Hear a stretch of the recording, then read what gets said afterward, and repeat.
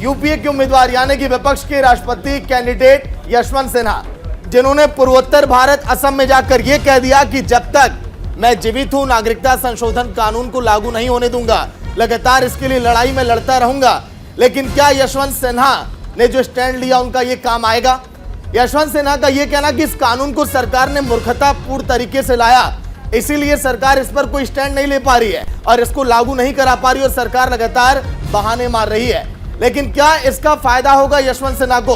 अगर हम बात करें यशवंत सिन्हा की, तो उन्होंने खुद कह दिया इस बात को कि चुनाव के बाद मेरा क्या हश्र होगा, क्या हाल होगा, ये मैं भी नहीं जानता। निदा, बिल्कुल, तो विपक्ष के राष्ट्रपति कैंडिडेट है यशवंत सिन्हा, जो चुनाव प्रचार के दौरान ये बड़ा ऐलान करते नजर आए। वो दरअसल बुधवार को एक दौरे पर पहुंचे थे, जहां उन्होंने साफ ये कहा कि अगर मैं राष्ट्रपति भवन पहुंचा तो फिर मैं मोदी सरकार का जो एजेंडा है सीए एनआरसी, उसको लागू नहीं होने दूंगा। लेकिन सबसे बड़ी बात यह है कि अभी उन्हें खुद के ऊपर, अपने ऊपर ये भरोसा नहीं है कि आगे उनका क्या हश्र होगा, आने वाले दिन उनके कैसे बीतेंगे। ऐसे में वो ये दिलासा लोगों को कैसे दे सकते हैं कि अगर वो आ जाएंगे, राष्ट्रपति भवन पहुंच जाएंगे, तो वो सीए एनआरसी को लागू नहीं होने देंगे। नीतू के पास कुछ अहम जानकारी। नीतू, बिल्कुल, तो सीए और एनआरसी का मुद्दा एक बार फिर से उठ रहा है और ये मुद्दा तब उठा जब आपको बता दें यशवंत सिन्हा प्रचार के लिए जुटे थे। क्या कुछ कहा गया है यशवंत सिन्हा की तरफ से, जल्दी से आपको बताते हैं। राष्ट्रपति बना तो नहीं लागू होने दूंगा सीएए, ये कहना है यशवंत सिन्हा का। इसके आगे यशवंत सिन्हा ने कहा है कि सीएए का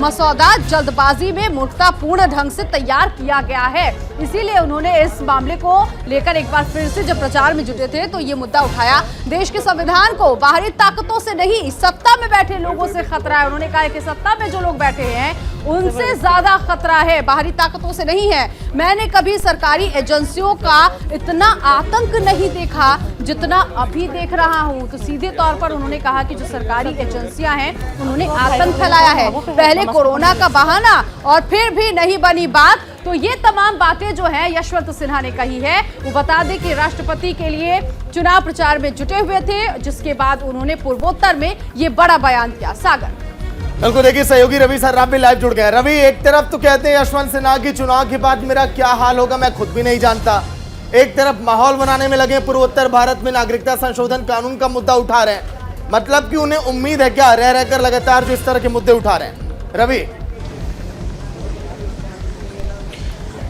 सागर, देखिए हमें समझना होगा, यशवंत सिन्हा को पता है कि संख्या विपक्ष के पास कितनी है और इसमें भी जो विपक्ष है वो कहीं ना कहीं एकजुट नहीं है, लामबंद नहीं है। जेएमएम की तरफ से द्रौपदी मुर्मू को समर्थन करने की बात कही गई, शिवसेना जो कल तक विपक्ष के साथ था उसने भी विरोध जता दिया है। तो ऐसे में यशवंत सिन्हा को पता है कि संख्या उनके पास नहीं है। जहां तक रही बात जनसंख्या नियंत्रण कानून को लेकर, एनआरसी को लेकर, सीए के लेकर, पूर्वोत्तर के राज्यों से जो बोल रहे हैं, क्योंकि सबसे पहले अगर कोई राज्य मुखर हुआ था इस मामले को लेकर तो तमाम नॉर्थ ईस्ट के जो राज्य हैं वहां से आवाज बुलंद हुई थी। तो ऐसे में नॉर्थ ईस्ट के राज्यों में विपक्ष के जो तमाम नेता हैं, जो विधायक हैं, सांसद हैं, उन्हें लामबंद करने की कोशिश यशवंत सिन्हा कर रहे हैं। उनकी कवायद है कि जो विपक्ष है, क्योंकि आपको याद होगा कि सीए और एनआरसी के दौरान तमाम विपक्ष जो है एक साथ हो गया था, एकजुट था और विरोध कर रहा था सीए एनआरसी का। और इस वक्त अगर प्रत्याशी की अगर बात करें तो अब विपक्ष एकजुट नहीं है राष्ट्रपति मतदान को लेकर। तो ऐसे में कोशिश कर रहे हैं यशवंत सिन्हा जो तमाम विपक्ष के जो मुद्दे थे जिसपे विपक्षी दल एक साथ थे, एकजुट थे,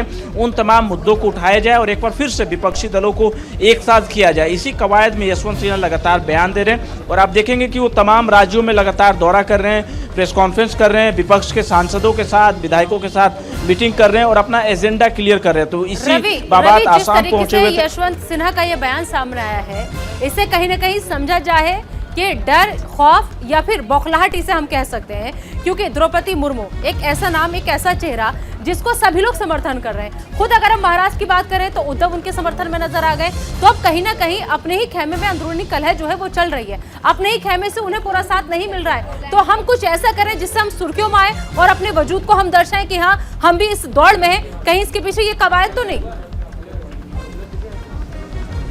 बिल्कुल, तो कुल मिलाकर देखिए राष्ट्रपति चुनाव की अगर बात करें तो प्रक्रिया बहुत अलग होती है और बहुत।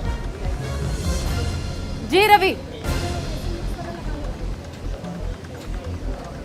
बिल्कुल, देखिए राष्ट्रपति चुनाव की अगर बात करें तो बहुत ही महत्वपूर्ण चुनाव होते हैं और प्रक्रिया बहुत अलग होती है। तो ऐसे में अगर आप पहले के चुनाव को भी देखें, जब प्रतिभा पाटिल जब प्रत्याशी थी उस वक्त शिवसेना ने विरोध किया था, जबकि शिवसेना जो है एनडीए का हिस्सा थी। तो कई बार ऐसा देखने को मिला है कि जो प्रत्याशी होते हैं राज्य के हिसाब से, समीकरण के हिसाब से, जो अनेक जो दल हैं, जो राज्यों में जो दल चल रहे हैं, वो अपने हिसाब से जो है वोट करते हैं। तो इसी बाबत जो है शिवसेना को लगा कि द्रौपदी मुर्मू उनके लिए खास हैं और उनको लगा कि ये राष्ट्रपति के पद के लिए प्रबल दावेदार हैं, तो उन्होंने समर्थन किया। जेएमएम का जो आज देखिए विपक्ष में है और कांग्रेस के साथ गठबंधन में सरकार चला रही है, उसने विरोध जताया और द्रौपदी मुर्मू का समर्थन किया, क्योंकि झारखंड की बात करें, छत्तीसगढ़ की बात करें, ट्राइबल इलाका है, वहाँ पे ट्राइबल वोट बैंक है, ट्राइबल्स की राजनीति जो है जेएमएम करती है। तो जेएमएम विपक्ष का साथ ना देते हुए, यशवंत सिन्हा का साथ ना देते हुए द्रौपदी मुर्मू का साथ दिया। तो एजेंडा अलग अलग दलों के अलग अलग होते हैं और प्रत्याशी के ऊपर डिपेंड करता है कि प्रत्याशी कौन है, किस राज्य से है,